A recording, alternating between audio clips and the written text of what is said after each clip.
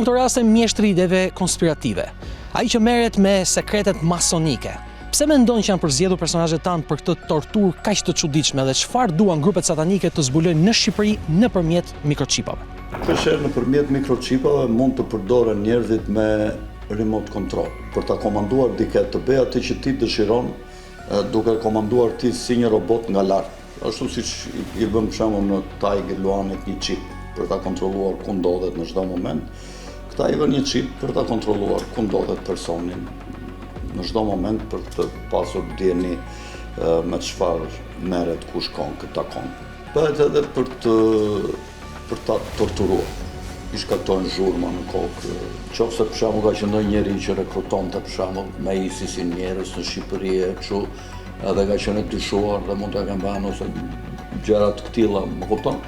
Që mund t'ia kenë vënë për ta survejuar. E bëjnë në mënyrë të tillë që ai të mos e kuptojë që është mikroçipuar. Dhe e mikroçipojnë në vende ku ai s'mund ta identifikojë, mund t'ia fuzin në një vëmpall brenda, sepse ato janë balë që të vinë vazhdimisht në formë frekuencash të ndryshme nga frekuencat e trupit.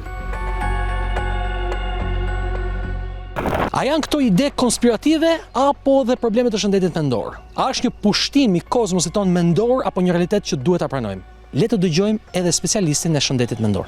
Rasti hipotetik në fjalë është pa diskutim që një shërbim deluzional.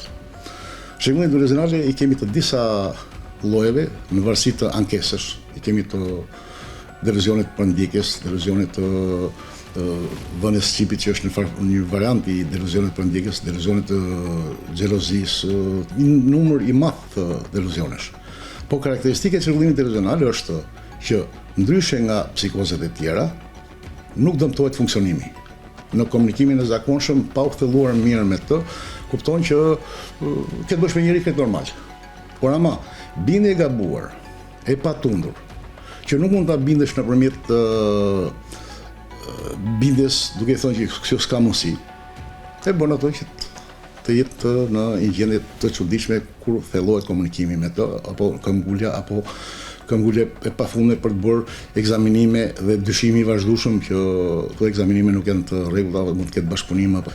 Nëse një psikoz tjetër e rënd, natyrisht që kjo është një gjendje e rëndë, ka shërbime të sjelljes, shërbime të perceptimit, siç mund të jenë halucinacionet, dëgjon zëra ose sheh figura.